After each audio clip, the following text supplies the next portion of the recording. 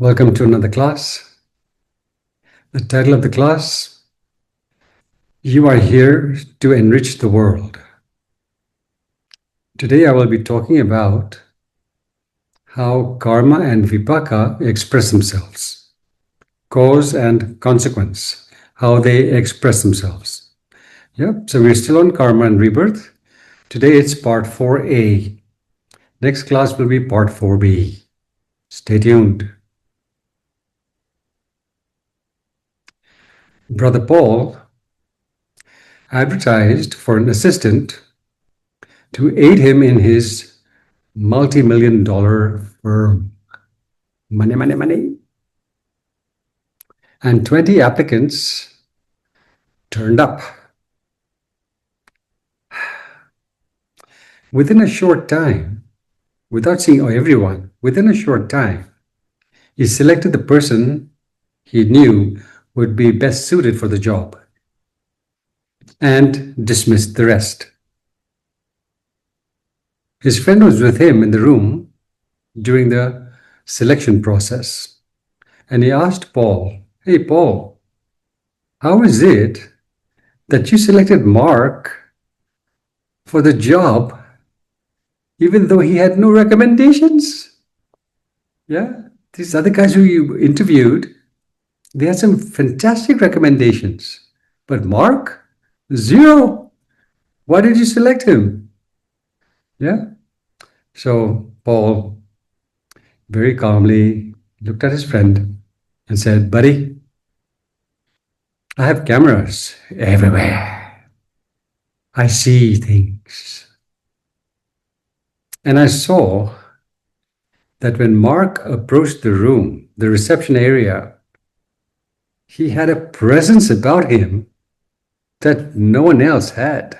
He had a presence. And then when all the seats were filled up in the reception area, and this last fellow, this lame fellow walked in for the job, he immediately offered his seat to him, showing his benevolent nature, caring, kind, compassionate nature. And then when he came into the office for a chat, his cheerful disposition was infectious. It elevated my frequencies. And the way he answered my questions politely, respectfully, insightfully was really inspiring. Besides, he was dressed better than all the other participants, tastefully, elegantly, shoes polished, hair combed, nails clean. Yep. And what really topped it all was his enthusiasm to know the world around him. Yeah. His interests were wide, ranging, way above family and work obligations. That's what made him an interesting person, a rich, well-endowed person. Don't you think those are better recommendations than any letter someone can bring me? I can tell more about a person within 10 minutes just using my eyes and my ears than any recommendation someone can bring me. Beautiful. Brother Mark got the job. You see, the thing is, HR people, human resource people in corporates or wherever, they're really not interested in how good we are at what we do. Not so much interest, nah. So what are they interested in, really? They're interested in how good we are at who we are. Not so much in what we do. How good we are at who we are. That's what matters. What does this mean? They're interested to see if we have a wide range of interests. We're passionate about the world around them. Be passionate. And far more than family and work obligations. They're interested to see if we are embodying appealing qualities that inspire others and that allow us to work well with those we are in the ball game with. Yeah, not rubbing people up the wrong way. No, we have an endearing personality. That's what they're interested in. And most important, do we have a growth mindset? Or is it the fixed one? Yeah, that's what they're looking for. That we are an interesting person. We're not obsessed with work, work, work, work. We have a wide range of interests. Our personality is endearing and inspiring. And we are creative in our outlook because we have a growth mindset. Yep. You see, the thing is, it's been proved repeatedly over and over again that when we have a wide range of interests outside of work and family obligations, we bring even more richness into our workplace and our family life. But if we have no real interests outside of work and family, narrow framework, life gets a little difficult. We're not functioning at our optimum best. We need a wide range of interests. Good hobbies. Yeah? We exercise, we play games, we go on treks, we do some wild things. That's what enriches us. And it enriches our workplace and our family life. So although it is important for us to excel in what we choose to do in our professional life, we must at the same time cultivate the rest of ourselves. Well-rounded personality, that's what makes us unique. That's what inspires HR and everyone else to want to be in our company. Just think,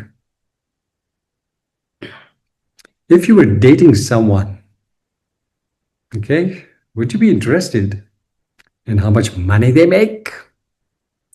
Many people are. But then that leads to suffering if that's all we focus on.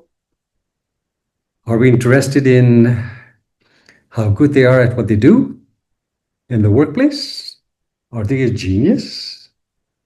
If that's the focus, suffering, because that doesn't lead to a happy life. So, what are we interested in? If we are wise, we're interested in how good they are at who they are. Their exemplary qualities, their integrity, their kindness, their insightfulness, their love, their compassion. Those are the qualities that lead to a beautiful relationship. Same thing applies if you want to befriend someone. Do you befriend people because of who they know, how much money they have, how successful they are? These are wrong value systems. They lead to suffering. Even when we're befriending someone, if we're wise, we look for personal qualities that are exemplary. Then we know this is a friend we can count on. Yeah, this is a friend we can trust in times of difficulties. This is a friend who will stand by us, even if we make mistakes, and will not judge us for our folly. Yeah? Personal qualities. It is our character, please understand, as I've said in many classes, which determines our destiny. And for us to fashion an ultrasonic destiny, we need an ultrasonic character. Yeah, fair exchange, universal law. All right, now let's get into the class.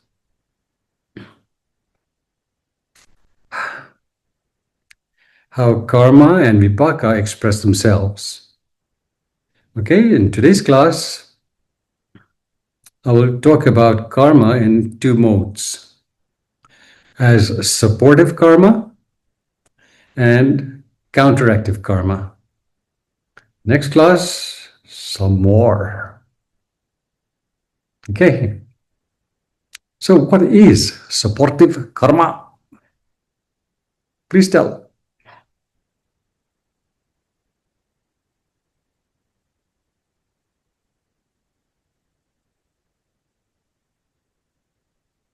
Supportive karma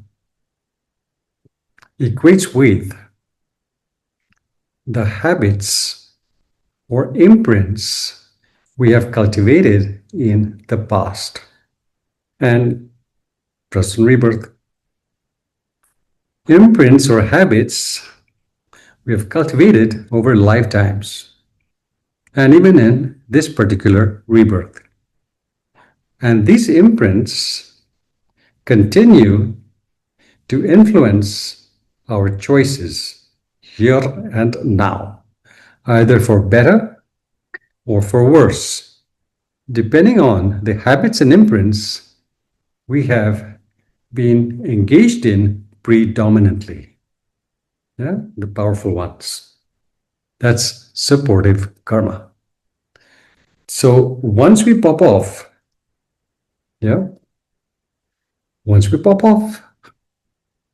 these habits, these imprints follow us into the next rebirth and influence our choices in the next rebirth. And they influence these choices, especially when particular circumstances arise, when the right conditions arise, in the form of people, in the form of circumstances. When those conditions arise, we respond to those conditions either skillfully or unskillfully, depending on the habits we have formed in the past. Yeah? Right. And guess where these circumstances come from? These conditions come from the people, the circumstances, where they come from? Out there? No, no, no. Remember what I've said before. Karma is not an external force, although it appears to be such because it comes to us from the outside. Really, karma is an extension of ourselves. It's an extension of the frequencies we are resonating on. And it is those frequencies that attract a particular set of people and a particular set of circumstances to come galloping into our lives. Not random, not chance. We are influencing the reality that we experience by the way we live our moments. If we live our moments wisely, beautiful reality crystallizes around us. If we're living our moments unwisely, a little bit scary, life becomes difficult. Yeah? Karma is not an external force. It is an extension of ourselves. Most people totally clueless about this truth. It's important that we wake up to it. Yeah? So, here are two people. Okay? Brother A and Brother B. They meet the very same reality. But each of them will respond to it in relation to their supportive karma, or the habits they have cultivated in the past, which still influence their present choices. Okay? They're both in a party where drugs and drinks and other strange things are happening, both in a party. Brother A is drawn to the drugs and the drinks. Brother B, totally immune to that reality, totally immune, sees no value in it. Why? Strong, powerful principles that he subscribed to in the past. He can have fun in the party, but he is not influenced by the harmful influences percolating around him.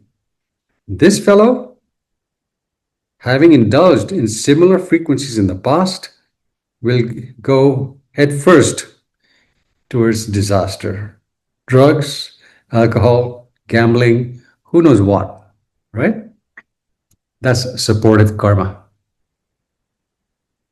Constantly, when certain realities arise, each person responds to that reality, perceives that reality, approaches it, and responds to it in relation to the imprints or the habits they have consolidated in the past. Please understand that. Okay? Now, the thing is, we don't have to be influenced by the devil's voice. Yeah? We don't have to be influenced by the devil's voice which says, do this, do that. That leads to ruin. Right? It is only when we see the utmost necessity for personal refinement and work towards personal refinement that we create a firewall against the devil's voice. That voice, even if it appears, you're not influenced by it. Why? Because we are rooted in the right principles. When we are not rooted in the right principles, the devil's voice keeps us hostage for lifetimes. Suffering lifetimes.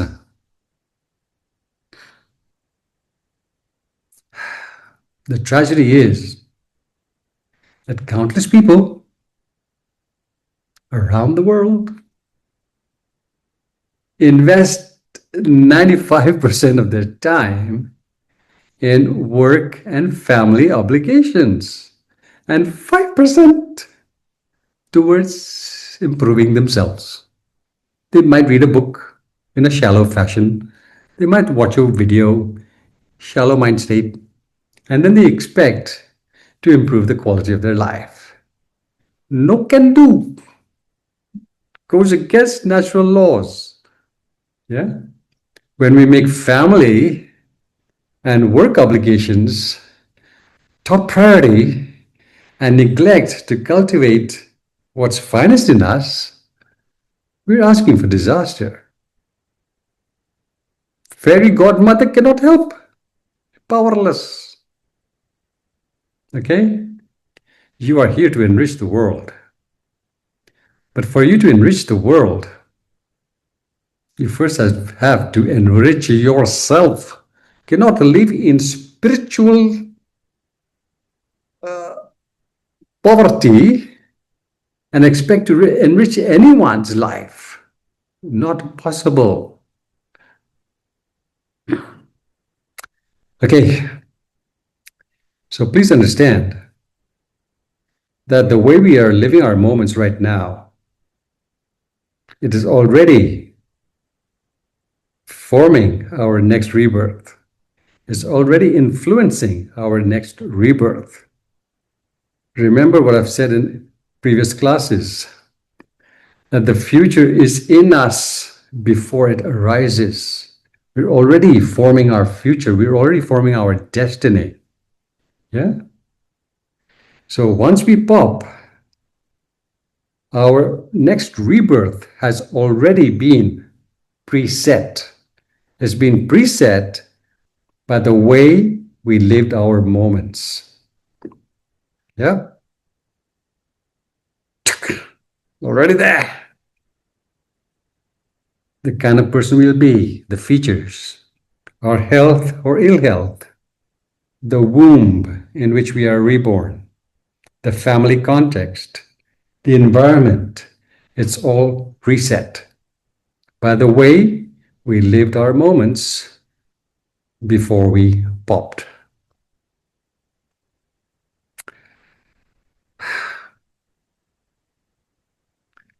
For those of you who have ever met a really good astrologer, you will know what I'm talking about. I've come across some really fantastic astrologers. Why do I go to them? I want to know the future. Not so much the future. I want to know my strengths. And I want to know my weaknesses. By being aware of my strengths and weaknesses, I can navigate the world far better than if I'm clueless about them. Yeah. I go to astrologers, I go to palmists, I go to numerologists, and pretty much all, if you go to really good ones, each one will say pretty much exactly the same thing because it's preset. So if we lived previously with foresight, hindsight, insight, our destiny will be supersonic. But if we did not live with foresight, hindsight, and insight, then the next rebirth will be filled with turbulence. No doubt about it. None. Let me give you some stories. I knew this really good astrologer in Mumbai when I lived there. Really, this guy was a cut above the rest. So, a friend of mine was having difficulties in her life, and I took her to meet him. And she was okay that I sat next to her and listened to all her secrets while we consulted the astrologer. And the astrologer looked at her chart and said to her, among other fantastic things, you have 3 kids. And she said, no, I have only 2 kids. According to your chart, you have 3 kids. Preset. Preset. She denied it for the second time. And then he said to her, tell me, what's going on? Then she burst into tears. Yes, I had another child, but I aborted. I feel so guilty, but I aborted it. Can you imagine?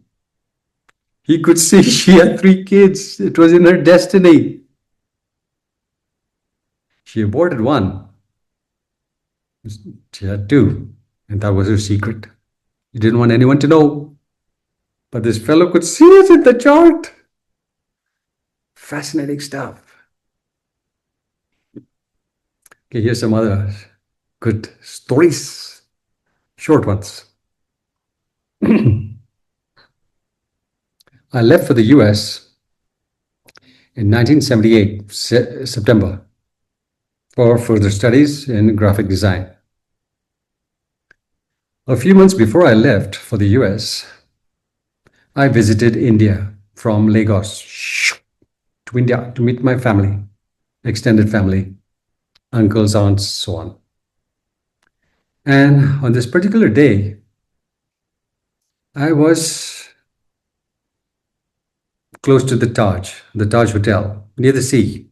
Yeah. And out of the blue,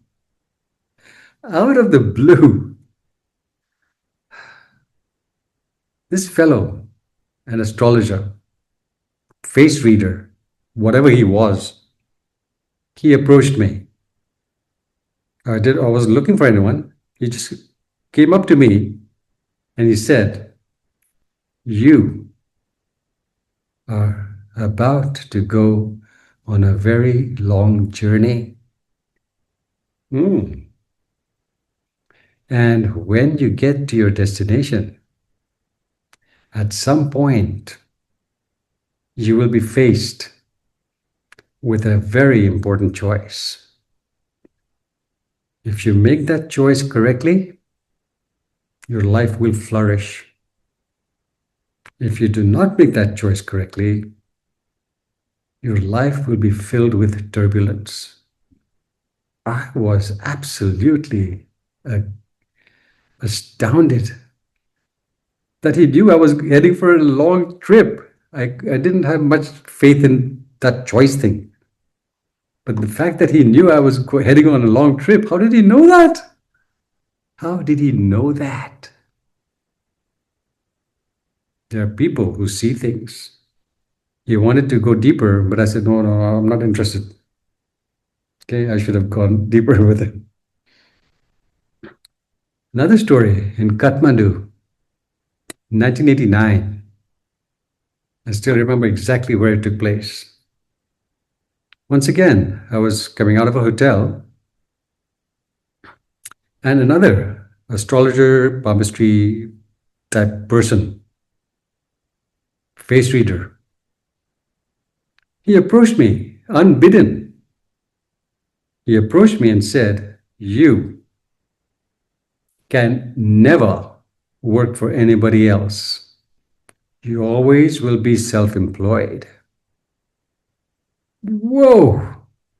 I have always been self-employed. Since I started working as a freelance designer when I was in college in Lagos and in the US, it has always been freelance. I've never had any one boss to answer to. And when I started teaching, no boss again. I am my own boss. Yeah? How did he know that? Just with the face. It's written everywhere. It's written on the palms. It's written on the face. It's written in the charts. Yeah, it's preset. Fascinating stuff. That's supportive karma. Yeah? Powerful stuff. Supportive karma. Habitual tendencies. Imprints. Now, the thing is,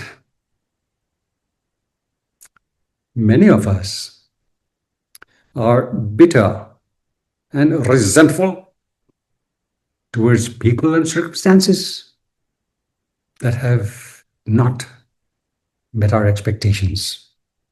Yeah. We have been blaming the world for our suffering till we come of age, till we mature, and we start to think deeply enough. We see without any doubt that the only person who has been present in all the melodrama of our lives has always been there in all the different scenarios. Parents, spouse, kids, friends, workmates, social life. The only person who's been in all these various scenarios has been us. Yeah, always present.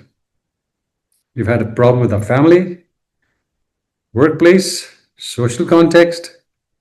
So then we come to understand that since we are the one who's always been present in all these different melodramas, maybe the problem is with us and not with papa or mama or spouse or kids or anybody else.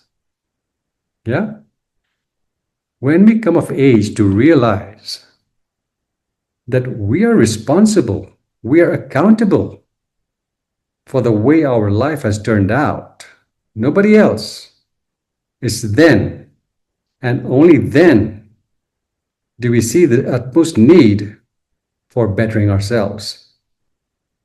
Not our parents, not the spouse, not the kids, not the people we work with, or our boss. They're not the problem. We are the problem. And we need to shape up. Yeah? It is then and only then that we see the utmost need for personal refinement.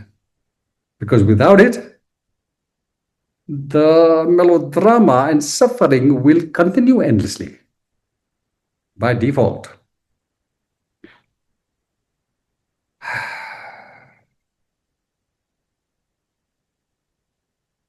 We also realize when we come of age, what do we realize? That the greater our obsession at making life easy, the more difficult it becomes. It's another huge realization when we start to see things deeply, not superficially. We realize that the more obsessed we are at making things easy, we're actually making it far more difficult. What am I talking about?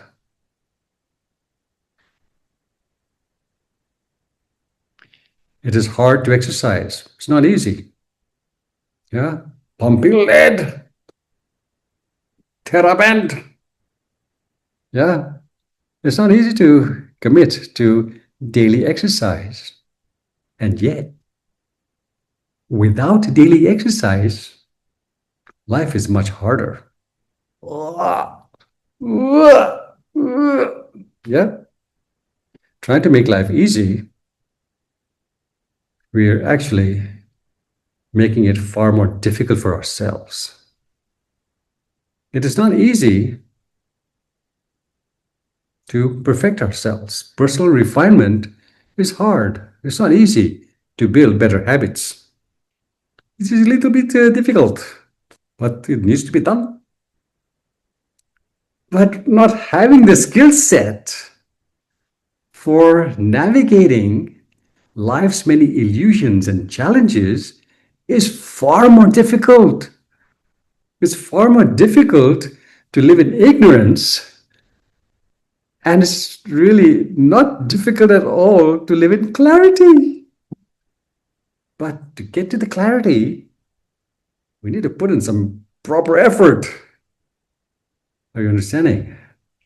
This obsession with wanting life to be easy only makes it far more difficult. Oh, immensely more difficult. It's not easy to have those very important conversations, to clear up the air between two people. Not easy. But not clearing up that air, not having those conversations, often takes an incredible toll on our health. The suppression, things we have to say, we can't say it, blocked chakra over here. Yeah? Not skillful. When we come of age and we begin to think and perceive things deeply, we understand the absolute necessity for personal refinement. Because our choice-making faculty is a little bit wonky, if not very much wonky. Please know that we pay a massive price for waiting endlessly till we feel we are ready to do what needs to be done. Massive price for procrastination on matters of primary importance. What is the price? regret, remorse, resentment. Yeah, regret, remorse, and resentment. Plus all the other illnesses that arise. Emotionally, we're a little up. Psychologically, oh. Physically, yeah. Huge price. Physical, emotional, and psychological impairment. That's the huge price. Social, conflicts, parents, spouse, kids, friends, everywhere. Conflict, huge price. When we wait endlessly till we feel we're ready to jump into life's playing field and do what is required. What a wasted life. The decades are flying by, basically. And we're living in, I will do it tomorrow. Mañana. Ridiculous.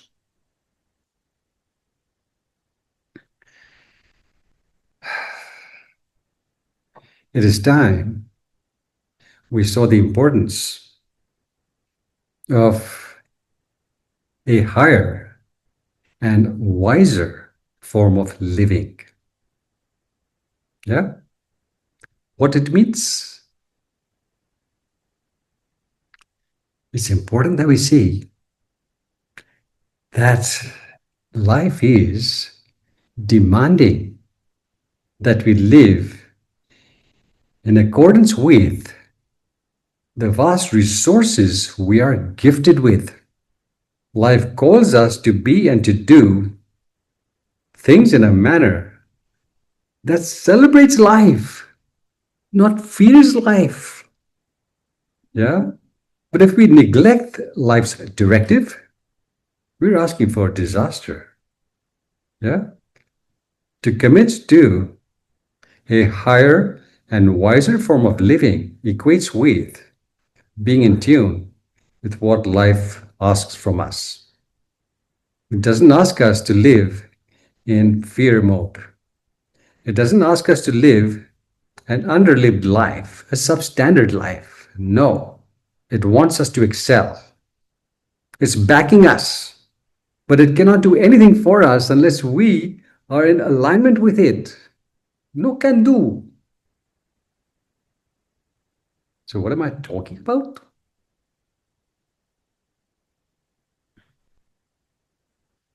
We need to take action. Not endless thinking about action. Not doubting the actions. Not wanting certainty and success before we decide to act. Not skillful. We have to jump into life's playing field and take action, even if that action leads to a little bit fiasco. Failure, negative outcomes, all part of the ball game. We learn through trial and error, not through trial and rightness. We have to learn from our mistakes. You cannot learn to play the piano immediately perfectly. You will make mistakes. You will make mistakes in the tennis court. You will make mistakes anything you want to learn. Yeah, you might create negative outcomes. But all these are only temporary setbacks. Temporary. No getting caught up in that.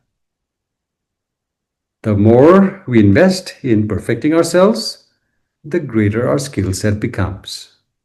But we have to wade through the failures and the negative outcomes and the disappointments. We have to wade through it. Everyone has to do it. You cannot hit the bullseye full stop. Consistency. Yeah? We have to be consistent in playing the sport we want to excel in. No random, consistent playing till we become proficient. Yep.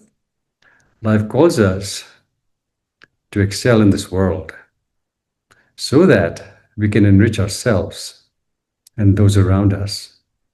We are not here to live in squirrel mode, running around, scaredy cat. 9. Now, the good news is we do have it in us.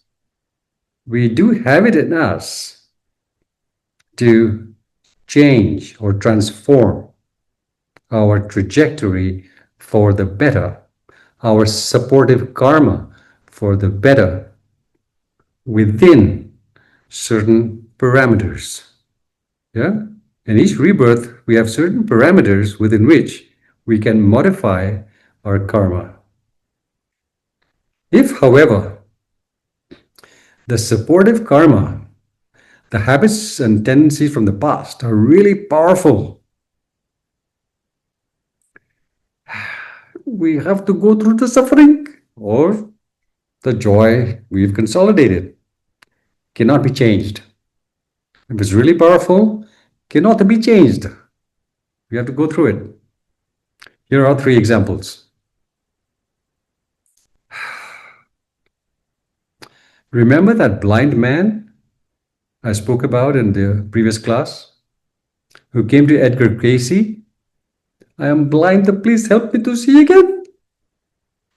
And when Edgar Cayce peeked into his past lives, he saw that he had been an Arab some years ago, many lifetimes ago. And in that tribe, they had the habit of blinding their enemies once they captured them. And that habit of blinding all those people created this negative outcome that this fellow was to be blind for 7 rebirths before his eyesight would be gifted back to him. And he had come to Edgar on his 6th rebirth. And Edgar said to him, you have 1 more life to go. Nobody can help you. No one. 1 more life in blindness, then your eyesight will be restored. Okay? So sorry, buddy. No can do. That's supportive karma. Powerful supportive karma. It can be changed. No change. Now here, let's look at where it could be changed. Remember the story of the fellow who was on the gallows, the bandit, and how he saw a monk passing by and the joy he felt that he had at least done some good in his life. He had fed the monks, he had given them clothes, medicines, whatever. On certain occasions, he had done some good. And just at that moment, he popped. And that death proximate karma took him into his next rebirth, favorable outcome. Even though he had been killing and stealing, favorable. But now, even though he's born in a favorable context, his habitual karma of harming people will catch up with him. It will catch up with him. However, he has a choice.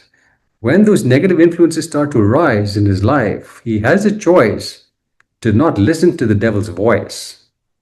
Within certain parameters, he has the choice to modify the imprints of his wholesome behavior in the past. If he doesn't modify it, back into the ditch. Yeah, but he has that certain parameters within which to work.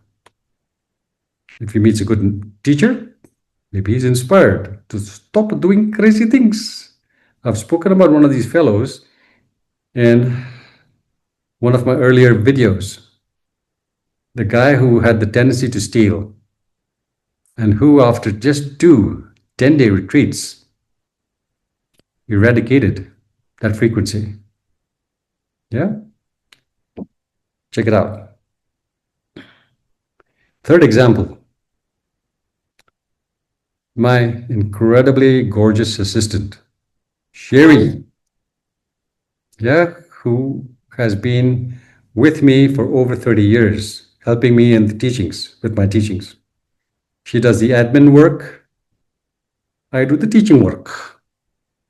Yeah. She's also an incredibly gifted healer. Incredibly. And she has assisted an amazing amount of people to modify their supportive karma of the unwholesome type. Yeah. So many people have benefited from her healing touch. Well, it's not no touching. But what she's basically doing, she is just the intermediary for counteractive forces to flow through her to modify those people's negative frequencies. She's just a channel. She's just channeling their karmic waves in the form of counteractive karma to modify their supportive karma. Now, even though most people benefit from her healing, there are some who do not benefit at all. And there are others who benefit a little bit, all depending on different intensities of benefits, depending on their supportive karma. Yeah? If the supportive karma is really powerful, not only will it stop the healing process, it can't go through, but they will not be interested to follow through on the instructions Sherry gives them. Hey, okay, now I've given you this healing. Now this is what you need to do to make sure that you immunize yourself for future weird waves to come through. But if your karma is not in good shape, you will not listen to what she has to say. And the devil's voice will come again. Yeah. Same with doctors. The doctors cannot do more than a certain amount. It's the patient who has to do the major work in healing himself or herself. Yeah? You don't follow the doctor's instructions, illness comes back. Okay? Supportive karma. The way we counteract the supportive karma, the way we modify it, is by inviting counteractive forces to come to our aid. And therefore, let's now take a peek at counteractive karma. Counteractive karma.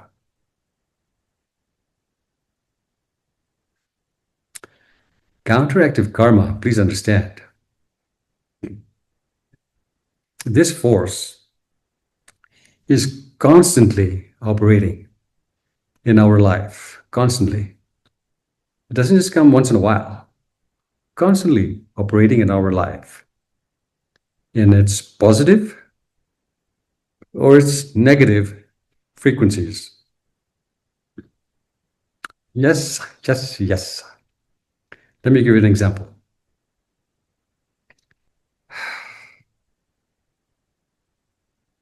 Each time you're on the freeway, for example,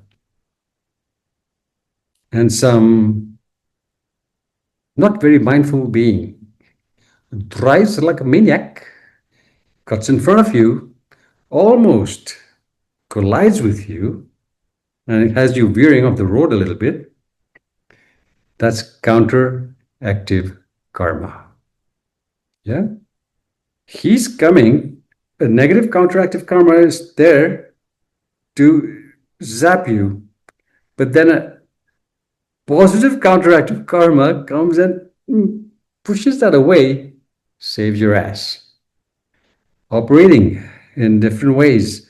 It's so intricate the way it works, but it's fascinating stuff if you can really see it with a different vision. Brilliant. It's constantly working. A friend of mine here in Bengaluru was at a red light. Nice guy, really good fellow, beautiful fellow, waiting at the red light to change to green.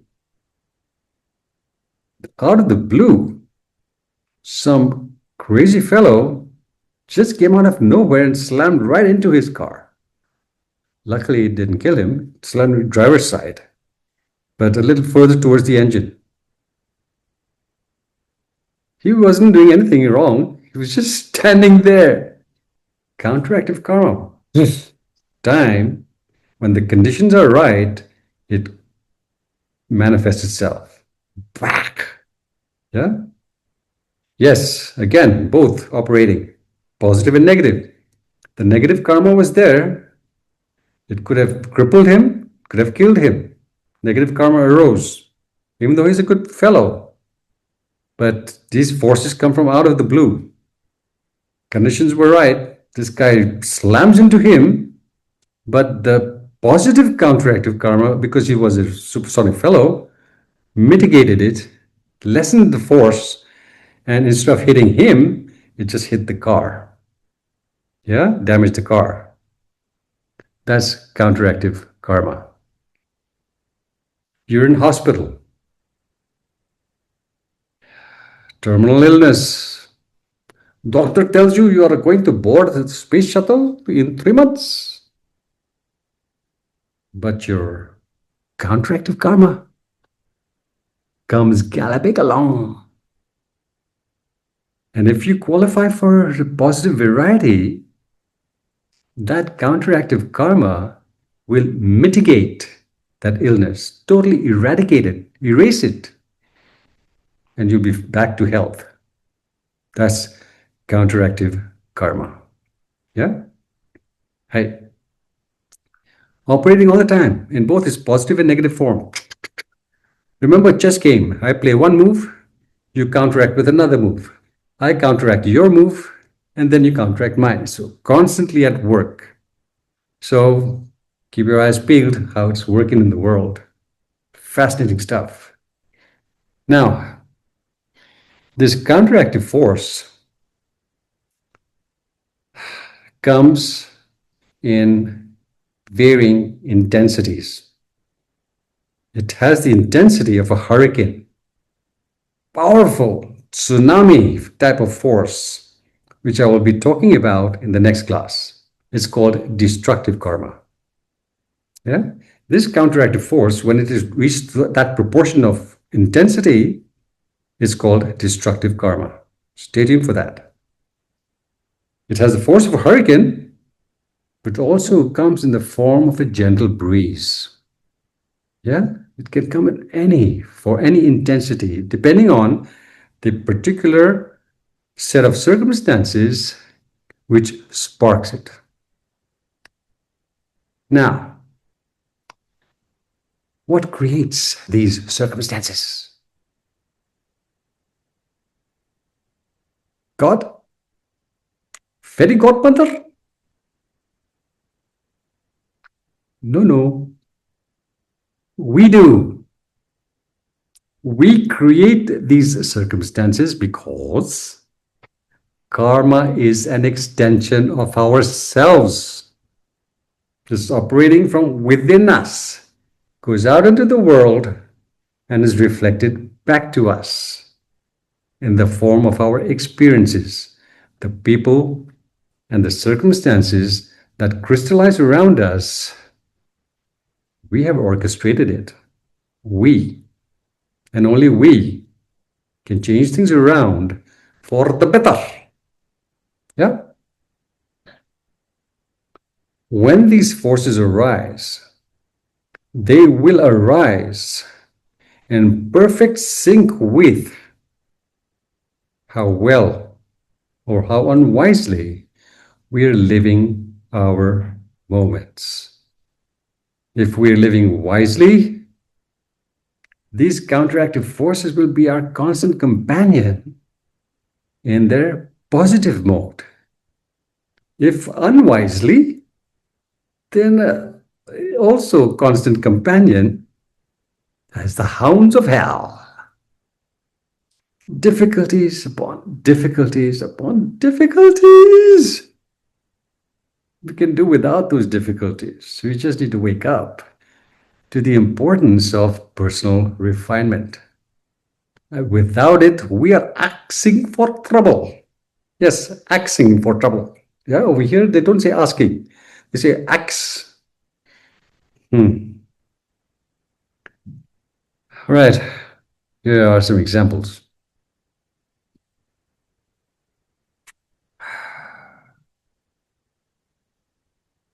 For positive, counteractive karma to be our constant companion, our fairy godmother looking after us,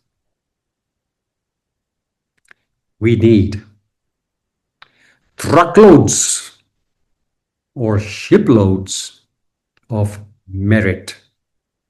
I've spoken about this in class number 4 in the videos I have posted. Class number 4 on merit. Please look at again. Merit equates with the coin of the realm. Yeah, just like we have our credit card, which opens doors everywhere if we have enough money on it. Merit opens doors everywhere. The more, the better. Okay?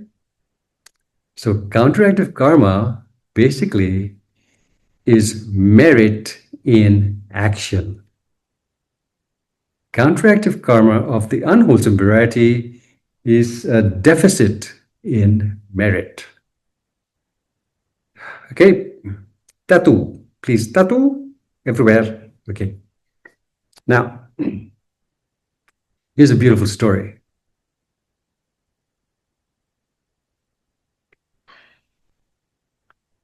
My travel agent in Mumbai. As you know, I have traveled across the world for many years, since 92 till 2019, before COVID came visiting. International travel, yeah, so many countries. So I had this beautiful travel agent in Mumbai who used to get me tickets at a discounted rate. He narrated a beautiful story, really beautiful. He said that one of his clients, a social worker, really nice fellow, had bought a ticket for him and his family from him for a little holiday to Thailand in January 2000 and in December 2004. Yeah. December 25th, he arrived in Bangkok, 2004. When he arrived in Bangkok, they looked at his passport and said, sorry, sir, but you cannot enter country because passport is not valid for more than 6 months of entry from the date of entry. Not valid. You have to go back. So sorry. Everybody else's passport is okay, but you have to go back. So the whole family went back. He was rather upset. The whole family was upset. Not only that their holiday was spoiled, but the extra expense, hotel bookings, you can't cancel last minute. You pay for the airfare, go back. Came back, the whole family was rather depressed. Till the next day, 26th December 2004, when they heard about the tsunami that killed and destroyed, yeah, people, homes, devastation.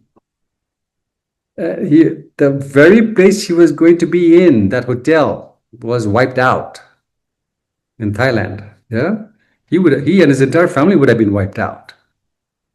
So when they read that in the paper, when they saw it on TV, their depression disappeared, and the elation arose. Woof!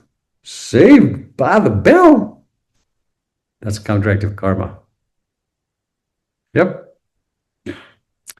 The guys who got wiped out, we'll talk about them in the next class. Stay tuned. It's called collective karma. Okay, hang on. Stay tuned. Stay tuned. So here was a karma of an incredibly powerful type, tsunami type, hurricane type, which devastated so many people's lives. People, creatures, environment devastated. But at the very same time, it was a gentle breeze for this family. Yeah, gentle breeze. Maybe a little more than gentle because they were a little upset. But it was a gentle breeze which carried them away from losing their lives. Counteractive karma. It works for different people in different ways depending on what the good Lord believes each person qualifies for. Yeah? To spark, once again, to spark counteractive forces of the positive variety,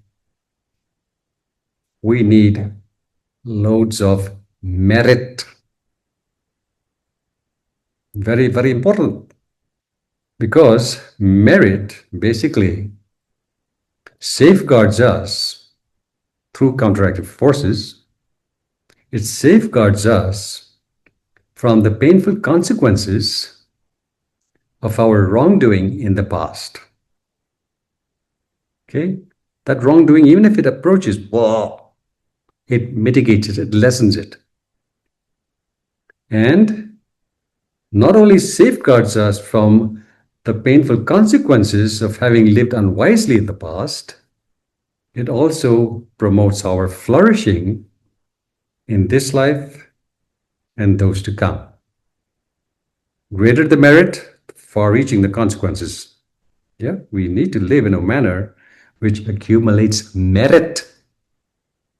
Not with the intention of accumulating merit. Remember, look at that fourth video.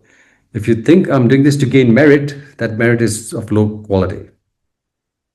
The best way to gain merit is not even to think about it, but simply to live wisely. That's how we accumulate merit, to simply live a well-considered life. Yeah? The moment you think I'm going to do this and so I can get some merit, the quality of the merit is diminished greatly. You don't think about gaining merit, but you need merit. And the only way to get it is to be an exemplary person. Exemplary personal qualities are required. So, to extract the wealth of possibilities that are latent in us, dormant in us, we need to keep two important truths in mind. Forefront of consciousness. No forgetting. Yeah? To extract the vast wealth of possibilities that are inherent in us. Possibilities for gaining shiploads of merit. We need to embrace two vital laws or rules of life. Yeah? Principles, laws, two important truths. And what could these be?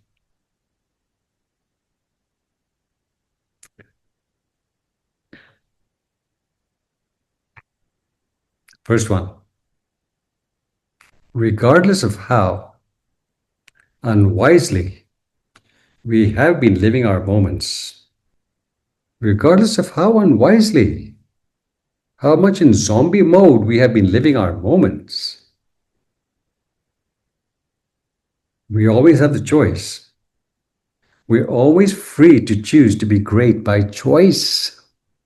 We always have that choice. We are always free to be great, to become great by choice, not wishful thinking, by choosing to act in a manner that is worthy of us.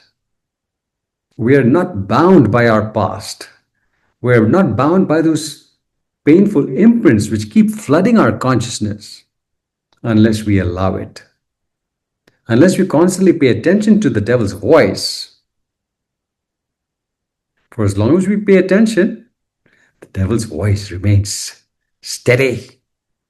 But when we stop paying attention to the devil's voice, it fades away. The devil's voice, please understand, is an extension of ourselves. Not outside devil, inside devil. Okay? That's the first truth. That's the first law. Regardless of how unwisely we have lived in the past, we are always free to choose. We're always free to choose to be great by choice. By choice, not wishful thinking. Yeah, we're not bound to our past unless we allow it. And we are allowing it because we're not paying attention to the importance of cultivating the right skill set for living wisely. That's why we're allowing it. We're not in touch with our strengths. First rule of life. Second, we cannot see, we cannot experience, we cannot find what we're not aware of. We cannot see, experience, or find what we are not aware of. And what we are not aware of, obviously, we're not going to look for it. If you're not aware of something, why look for it? It doesn't exist in our frame of reference. We don't look for it. And if we don't look for it, we don't find it. We don't see it. We don't experience it. It doesn't exist for us. But that can become a huge folly. Let me explain. Many years ago, 1977 possibly, my parents, my sister, her kids, her mother-in-law, all of them decided to visit Master B for a holiday in India. They lived in Canada, Toronto to be exact, Burlington. They were coming for a holiday.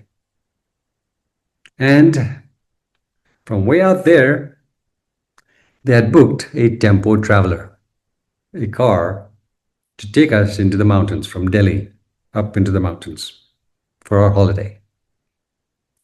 I had never, or so I assumed, I had never seen or heard about a tempo traveler. I didn't even know what that car looked like or that van looked like. So, not being aware of it, I had never looked for it. Not looking for it, I had not seen it, experienced it, found it. Till one day, I was in the car with a friend, and I was telling this friend, "Hey, do you know what a tempo traveler looks like?" And she said to me, "Yeah, they're all over the place." Really? Yeah, I'll show you the next time when one comes, I'll show you. And then 5 minutes later, there was one right in front of us. Yeah, there, look, it is written tempo traveler. Oh yeah, so that's what it looks like. Yes, yes, yes. Once I was made aware of what that limo looked like, I saw it everywhere, all the time. Oh, there's a tempo, there's tempo, there's the.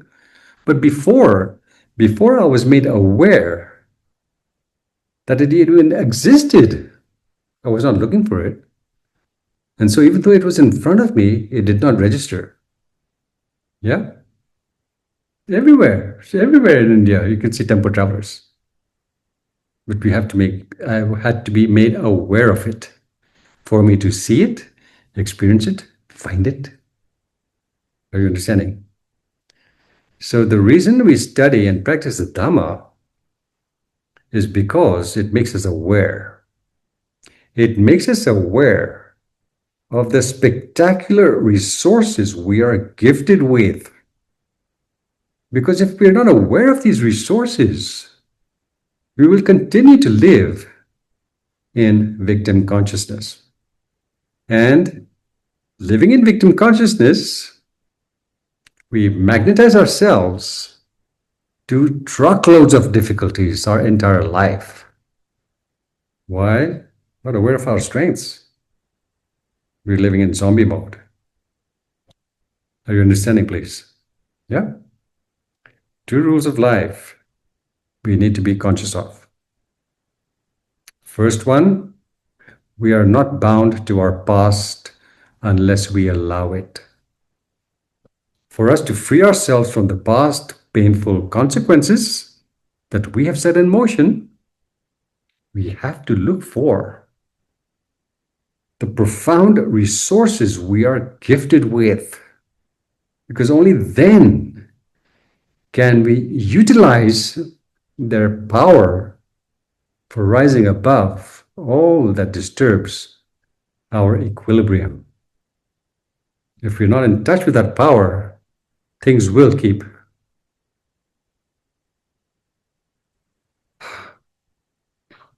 sparking. Emotional, psychological, physical turbulence. It doesn't have to be that way. Yeah? Okay. Next point.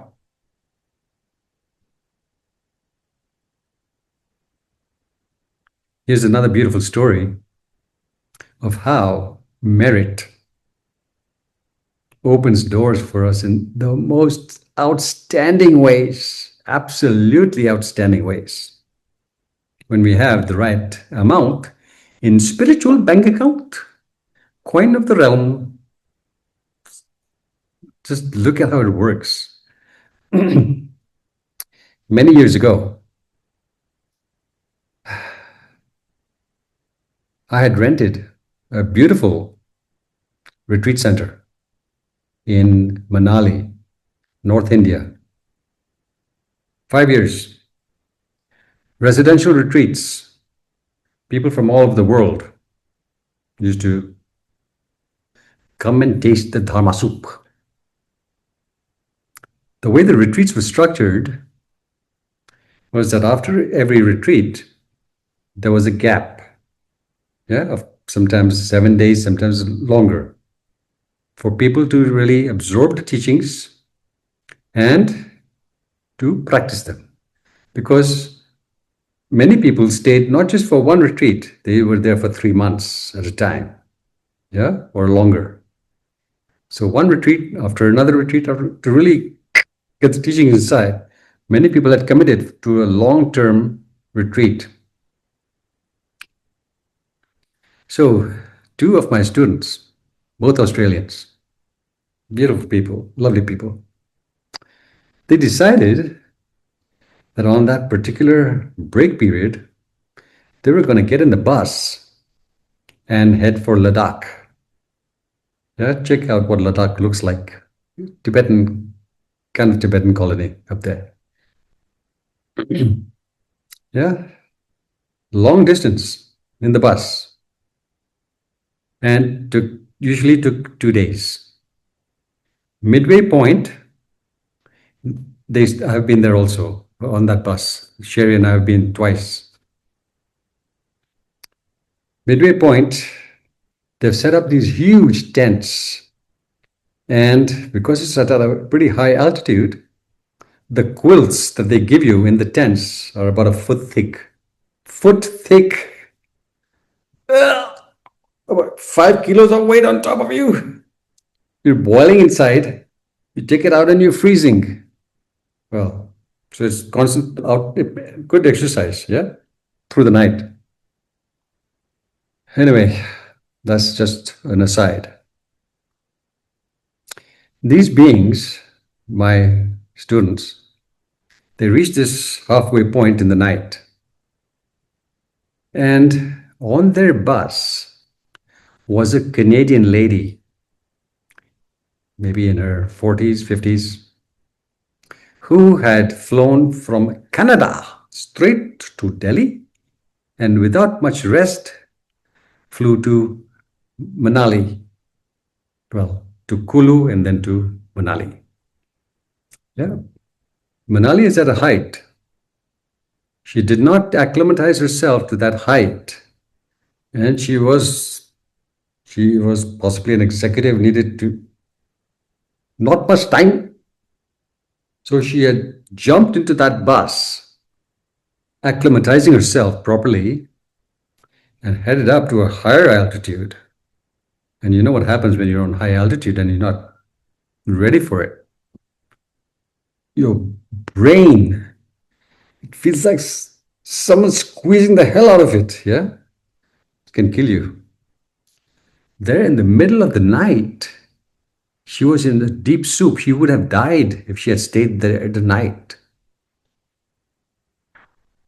But then, at the proverbial 11th hour, pretty much close to midnight, yeah, this fellow, a European, had come up, driven up in his four-wheel drive to that very camp. And he had the requisite medicines for altitude sickness. Can you imagine? And he found out that this lady was in dire straits. So he took her down. In the night, middle of the night, he drove back after this exhausting drive up. He actually drove back, drove her to Manali. That's merit. That's how it looks after us in astounding ways. No amount of wealth could have done that for this lady. No amount of people who she knew in Canada could have helped her. Yeah? No amount of intelligence would have helped her. Counteractive karma. Sparked because she had a good amount of merit in her spiritual bank account. That this incredible serendipity took place. That's how merit helps. That's the importance of personal refinement. It protects us in outstanding ways, flourishes us in outstanding ways. It is time we realized that the golden opportunity or opportunities that we are all seeking for bettering ourselves, our health, our relationships, our finances, our circumstances, yeah? It's time we realized that the golden opportunities we are seeking for bettering ourselves and our circumstances, they're in us. They're nowhere else. In us. And only we can unleash them. If we do not know that they exist, these golden opportunities, if we're not aware of these opportunities that they exist within us, we don't look for them. We pray to God to help us, but we live in zombie mode. God cannot help. Yeah? Plant papaya seed, no mangoes, only papayas. Zombie mode, happiness, merit, no can. Suffering. Yeah? So, it's important for us to know that we can only rise to the level of our expectations for bettering ourselves and our circumstances when, please tell. We can only rise to the level of our expectations for bettering ourselves and our circumstances When? Come along, think. When the level of our preparation matches it. Not otherwise. Only when the level of our preparation matches our expectations, then we achieve the desired outcomes. If we're not well prepared, we can expect the moon, but we're not getting it. Yeah? And the preparation we require, yeah, the inner preparation that's required is the one that anchors us in acquiring shiploads of merit, not a little bag of merit, not a little something else of merit, shiploads, truckloads. That's the preparation we need to flow through this world with power and grace. Yeah? Once more, we need to know that the level of our expectations for bettering ourselves and our circumstances depends on the level of our preparation. We have to use our lead time effectively, not goofing off in front of the TV, not goofing off in the shopping malls. Nope, not being busy with family and work obligations. There's more to life than family and work obligations. And what's really important is waking up. More to life. This benevolent universe offers us countless opportunities every single day for enriching ourselves and those around us. They're there all the time. They're there. As the opportunity to breathe is there. Breathing in, breathing out. Opportunities are there. But as Dharma students, only when we are really Dharma students, not zombie mode, it's only then that we can recognize and utilize the profound blessings they have for us. When we utilize these opportunities insightfully, we reap the full measure of the blessings they hold for us. When we don't utilize these opportunities well, when we don't even recognize them, don't even see them, how can we? Yeah? If it's not well, if opportunities are not well utilized, we remain in the ditch. No like in the ditch.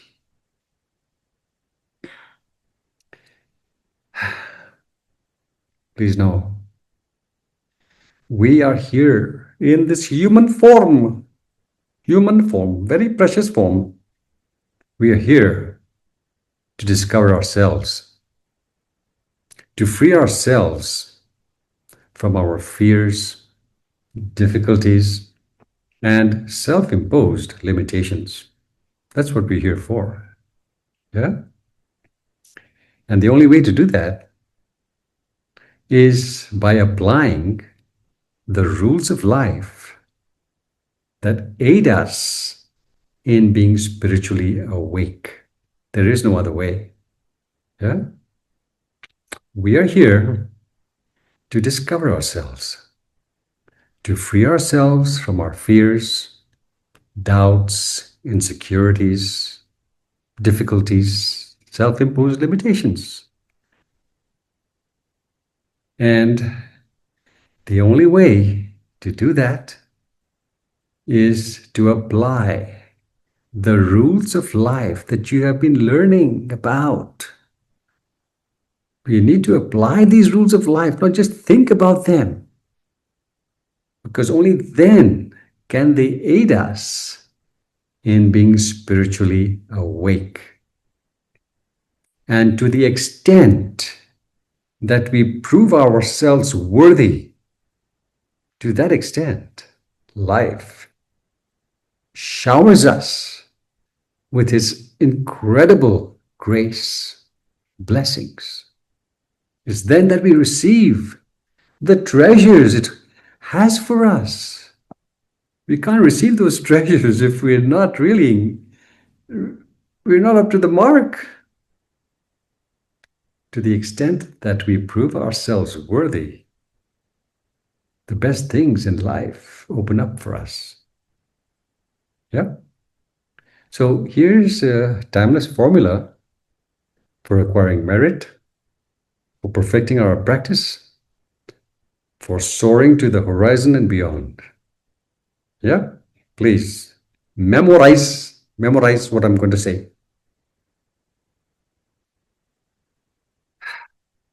Beautiful saying, beautiful rule of life. No great deed is done by falterers who ask for certainty. No great deed is done by falterers who ask for certainty. Don't waste time dreaming of obstacles you may never encounter or in crossing bridges you have not reached. To half will, yeah, to half will and to hang forever in the balance is to lose your grip on life. Not skillful. Circumstances have rarely favored successful people, and yet they have triumphed. They have plugged through, they have triumphed through all sorts of opposing obstacles. Yeah, circumstances have rarely favored successful people, and yet they have been unstoppable in reaching their objectives through all sorts of opposing obstacles, because the best way to conquer circumstances is to be a greater circumstance yourself. Remember, it's all flowing from you. So, this is because we are not the creatures of circumstances. It is we who give birth to them. Karma, extension of ourselves. We are not the creatures of circumstances. They don't shape us. We shape them. Yeah? So, backed by a resolute determination, unstoppable determination, there is nothing impossible for those who live rich, insightful, and meaningful lives. Brilliant saying. Oh, I love it. You got that? No great deed is done by falterers who ask for certainty. Don't waste time dreaming of obstacles you may never encounter or crossing bridges you have not reached. To half will and to hang forever in the balance is to lose your grip on life. Circumstances have rarely favored successful people. They have triumphed through all sorts of opposing obstacles, because the best way to conquer circumstances is to be a greater circumstance yourself. For we are not the creatures of circumstances. It is we who give birth to them. Backed by a resolute determination, there is nothing impossible for those who live rich, insightful, and meaningful lives. Ladies and gentlemen, it's the only way to enrich ourselves and the world around us. Not too much thinking. Doing. We learn by doing and not by thinking about doing. Wakey, wakey. Thank you for listening. Stay tuned for the next class. Hallelujah.